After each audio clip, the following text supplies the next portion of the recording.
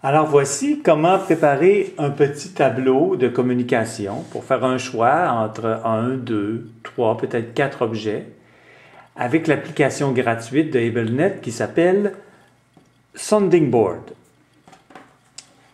Alors, il faut ouvrir l'application en appuyant sur l'icône. Voilà, on va replacer maintenant. Alors, Sounding Board demande des autorisations, comme par exemple d'accéder à l'appareil photo, ou comme ici, accéder au micro. Alors, on doit le faire parce que Sounding Board n'a pas de synthèse vocale. C'est toujours des voix enregistrées. Alors, on dit OK. Autorisez-vous à vous envoyer des notifications? Vous refusez parce que c'est vraiment dérangeant. Et si vous demande d'accéder aux photos ou à la photothèque ou à la caméra, ça par contre, vous dites oui.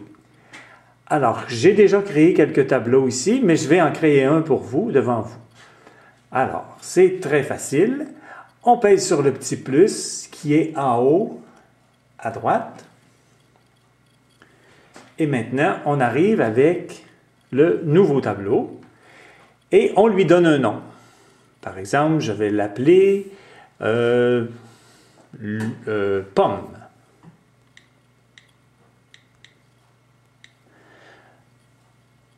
Je peux ne pas mettre d'image ou je peux mettre une image pour le reconnaître. Ce serait pratique. Alors, j'ai un choix ici pour sélectionner une photo, mais ça, ce n'est pas la photo qui est dans le tableau. C'est une photo qui va vous servir d'icône pour reconnaître le tableau. Par exemple, quand vous allez en avoir plusieurs, vu que ça s'appelle pomme, on va dire pomme. Soit que je vais voir dans ma bibliothèque de symboles, qui est comprise, mais il n'y a pas beaucoup de choses, ou dans mes photos, ou bien je prends une photo moi-même.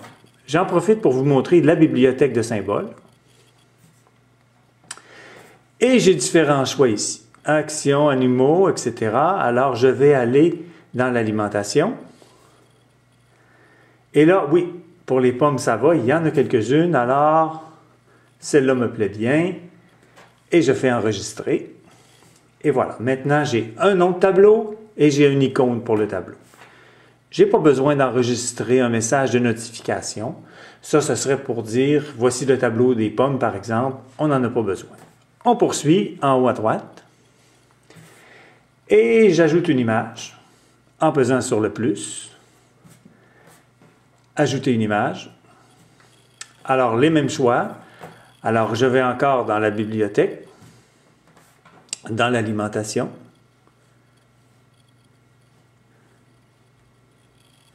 Et j'enregistre. Le nom du message, c'est en fait le titre, ce qui va apparaître. Pomme. Je fais retour, j'enregistre. Et j'enregistre un message vocal. Okay? Alors, le micro est par ici, je me tiens près du micro pour parler. Voyez-vous, c'est déjà parti ici. Alors, je l'arrête. Et je vais enregistrer un nouveau message. OK? Ici. Je veux une pomme. Et j'arrête. OK? Alors, je lis mon message. Je veux une pomme. Parfait. J'enregistre un nouveau message de notification. Pas nécessaire. Le message de notification, on oublie ça. Et je n'ai pas besoin de le lier à un autre tableau. Et je poursuis.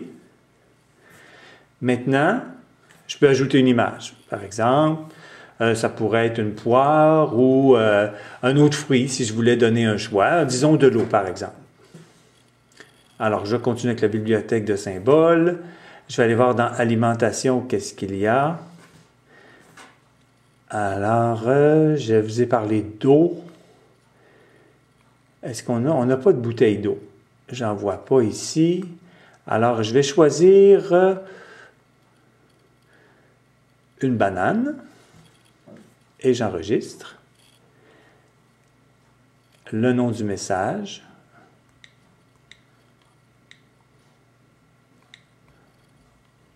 Banane, j'enregistre.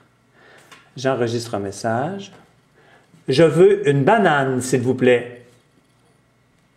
J'arrête, je continue. Je poursuis ici. Et là, c'est terminé. Okay? Alors, il ne faut pas revenir en arrière, sinon on perd tout ce qu'on a enregistré. Alors, je vais aller voir mon tableau maintenant. Et c'est occupé de me faire 2 images. Si je pivote, il me les place toujours comme il faut. Okay? Et je pourrais les modifier si je voulais les changer de place. Ce que je vous montre à l'instant. On va vérifier d'abord si on a les bonnes phrases. Je veux une pomme. Je veux une banane, s'il vous plaît. Voilà. Alors, je peux revenir maintenant, je vais modifier mon tableau. C'est-à-dire que dans mon tableau, la pomme est là, la banane est là à droite. Alors, je voudrais inverser ça. Ce que je fais, je prends la petite touche « moins ». Je pèse sur mon tableau et là, c'est le temps de le modifier. Je m'en viens ici et je garde mon doigt longtemps enfoncé sur une cellule. Et là, j'ai le choix des actions que je veux faire. Je veux modifier, réorganiser, supprimer ou annuler. Alors, je dis réorganiser. Voyez-vous, les images se mettent à bouger et je tasse mes images. Je dis OK. Terminé. Maintenant, si je retourne voir mon tableau, j'ai pu inverser mes images.